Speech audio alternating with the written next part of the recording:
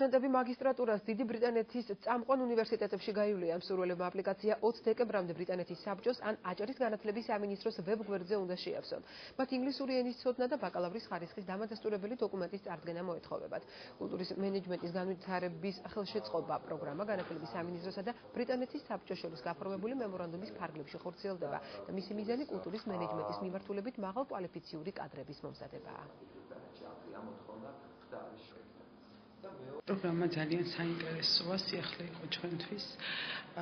სამწუხაროდ მხოლოდ ბაკალავრებისთვის არის განკუთვნილი, მაგრამ შემოგთავაზეს სხვადასხვა პროგრამები, ასევე და ძალიან მინდა რომ მე ვიყო ამ პროგრამაში მონაწილეობა. 20 დეკემბრამდე უნდა მოაგროვონ ყველა შესაბამისი მოთხოვნილი დოკუმენტი და შემოიტანონ, იმედი მაქვს ინტერესი იქნება დიდი, იმიტომ რომ პროგრამა უმნიშვნელოვანესია გამომდინარე იქიდან, რომ კულტურის მენეჯმენტის სფეროში კვალიფიციური კადრების ნაკლებობა სერიოზული და მტკივნეული პრობლემაა დღეს საქართველოში. ეგ არის გააზრება რეალობისა, რაც არის სამწუხაროდ არა მარტო ჩვენს რეგიონში, ზოგადად ჩვენს ქვეყანაში, რაც დაკავშირებული კულტურის მენეჯმენტის სპეციალისტების დეფიციტთან.